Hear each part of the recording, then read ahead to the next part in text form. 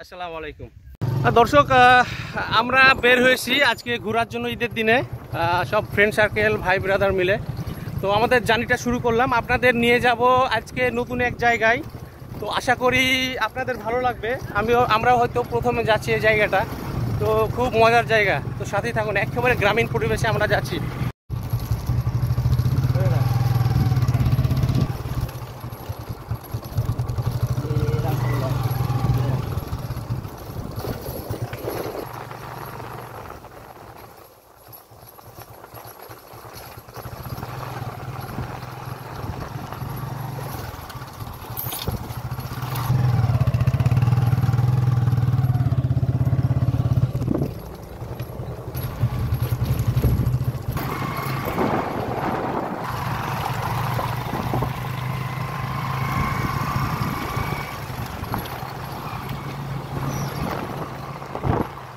আসসালামু আলাইকুম অডিয়েন্স, আজকে ঈদের দিন, ঈদ মোবারক। আজকে আমরা ঘুরতে আসছি আমাদের বাড়ির পাশেই, জায়গাটার নাম হচ্ছে বাবুড্যাং। তো বাবুড্যাং থেকে আমরা একটু দূরে আসছি। তো ভাবছি যে আমরা যেহেতু ঈদের দিন, এক মাস রোজা করলাম, একটু ঘোরা দরকার, তাই আমরা ঘুরতে আসছি। আর আরেকটা বিষয় হচ্ছে যে আমরা পিকনিক করব, তো পিকনিকের স্পটটা আজকে সিলেক্ট করতে আসছি। শেষে ঘোরাও হবে এবং পিকনিক স্পটটাও সিলেক্ট করা হবে। তো আজকে আমরা যারা আসছি তাদের সাথে একটু পরিচয় করাই দিই। আমাদের গ্রুপ মেম্বার আজকে অনেক বড়। তো এখানে আছে শামীম, আমার ফুফাতো ভাই।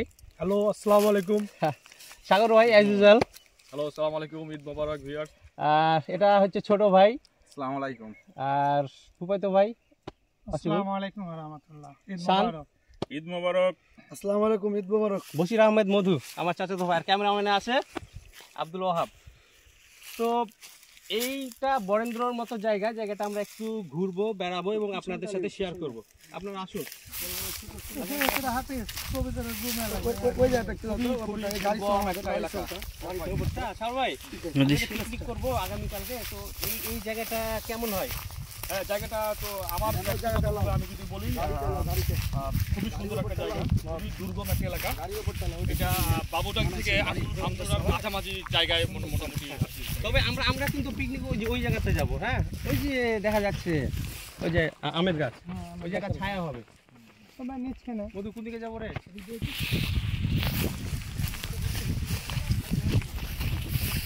এখানে সাপ থাকার কথা আসলে যেহেতু টিলা এলাকা, এখানে ছোট বড় মিলিয়ে মোটামুটি এখানে 60 থেকে 70 টিলা আছে।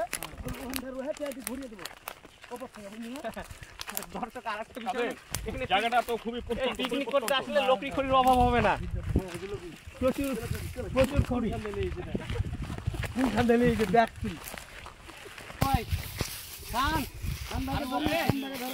আরে শান ওকে, তো আমরা ওকে ধাক্কা দেব। ওকে, এখানে সাপ আছে, কিন্তু সাবধান। তুমি এমন কথা বললে সবাই থাকবে না।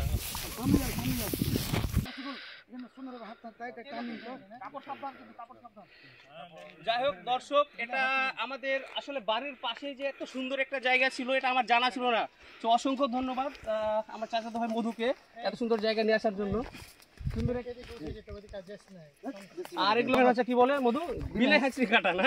বিলাই হাঁচড়ি বলতে মানে এই কাটাটাকে বিলাই হাঁচড়ি বলার উদ্দেশ্য হচ্ছে যে দারুণ দারুণ দারুণ দারুণ, মানে বিলাই হাঁচড়ি বলার উদ্দেশ্য হচ্ছে বিলাই যেভাবে আক্রমণ করে, এগুলা একটা অ্যাডভেঞ্চার। ক্যামেরাটা করে আসেন, মধু আসলে কাটায় মধুর স্যান্ডেল বেঁধে ফেলে দেয় রাস্তার মধ্যখানে। খুব সাবধান, খুব সাবধান। তোমার দেহটা একটু বড়, তো একটু সাবধানে আসো। কাপড় সব পাঞ্জাবি, সাবধান। আর সুন্দর জায়গা, অসাধারণ দৃশ্য। এগুলোতে যদি পানি যেত না, আরো দেখতে মজা লাগে। পানি যাবে বর্ষার দিনে আসবো। হ্যাঁ, আর বর্ষার দিনে আসলে অবশ্যই লুঙ্গি পরে আসতে হবে। দর্শক, আপনাদের কিছু গরু গরুওয়ালা ভাইকে। তো শাওন ভাই, তুমি কিছু বলো, মানে সান আসছে, মানে where there is sun there is entertain। যেখানে সান সেখানে এন্টারটেইন। আমরা রোদ তীব্র আসলে বুঝছো না, চাচা ভালো আছেন? আপনার বাড়ি কোথায়? আপনি কি করছেন এখানে? এগুলো কি গরু আপনার? কয়টা গরু আছে? পেয়ারা কোথায় পেলেন? পেয়ারা বাগান আছে এখানে না?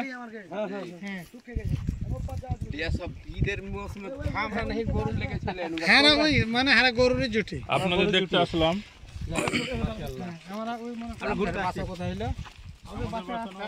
এগুলো কি সব দেশি গরু?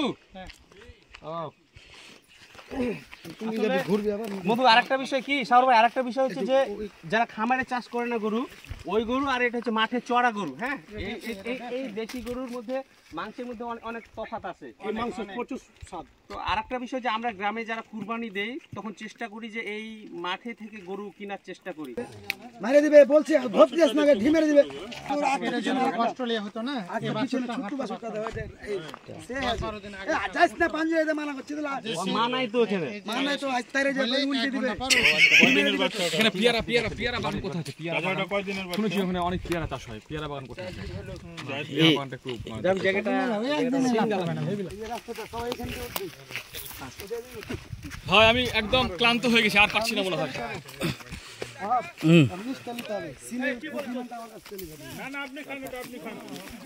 একদম ক্লান্ত হয়ে গেছে, পারছি না। এই জায়গাটা দেখেন, গর্ত দেখেন, এই জায়গাটা দেখেন কত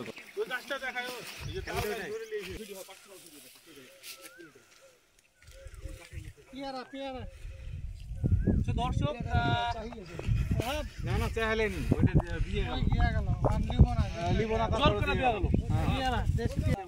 আর দর্শক আরেকটা বিষয় দেখাবো যে গাছে গাছে বন্ধুতালি। হ্যাঁ, মানে এক গাছ অন্য গাছ, তাল গাছ আর বট গাছের কি যে বন্ধুতালি, এটা আপনাদের দেখাবো। আপনারা আসুন,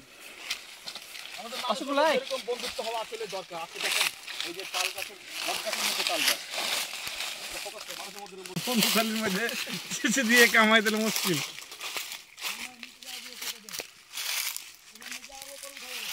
পাহাড় থেকে নামছি, সাবধান সবাই। হ্যাঁ, খুব সাবধান।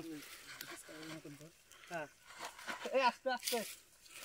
অনেক সুন্দর একটা জায়গা। আমাকে ধরিস শান সাবধানে।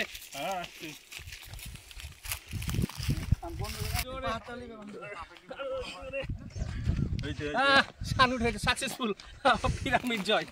এভারেস্ট জয় করলাম।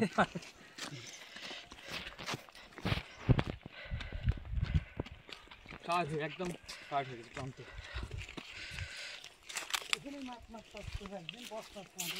আর দর্শক আমরা যেখানে ঘুরতে আসছিলাম পাশেই একটা খেজুরের গাছ ছিল।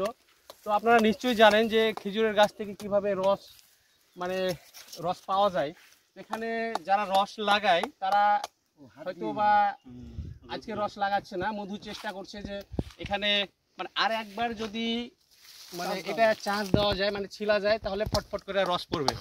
তো যাই হোক, এগুলো খুব ইন্টারেস্টিং একটা জায়গা। এটি একটি কৃত্রিম বাঁধ। এই বাঁধের মূল কাজ হচ্ছে বর্ষার মৌসুমে পর্যাপ্ত পরিমাণে পানি ধরে রাখা, যাতে করে আমাদের কৃষক ভাইয়েরা খরার মৌসুমে এই পানি তাদের সেচ কাজে ব্যবহার করে থাকেন এবং কাঙ্ক্ষিত ফসল উৎপাদন করে থাকেন। দেখেন, যদিও এখন পানির সমস্যা, খরার মৌসুম, এই সাইডে মূলত পানির জমা থাকে, এদিকে পানি নাই। এটা কিন্তু একটা কৃত্রিম। তবে আরেকটা বিষয় কি শাওর ভাই, যদি আমরা বর্ষার সময় আসতে পারতাম তাহলে একটা ঝর্ণার মতো একটা ওয়াটার ফ্লো দেখতে পারতাম। এটা দেখানো যেত। খুব ভালো লাগে। একটু বলেন সবাই কেমন লাগছে, বলো সবাই। অসাধারণ এরকম জায়গা হয় না, অস্থির। তো দর্শক, এই ছিল আমাদের আজকের ঘোরাঘুরি, ঈদের ঘোরাঘুরি। তো আমরা আসলে এই জায়গাতে এসে অনেক ক্লান্ত হয়ে গেছি। তো আজকে আর নয়, আজকে এই পর্যন্ত। সো দেখা হবে অন্য কোনো ভিডিওতে।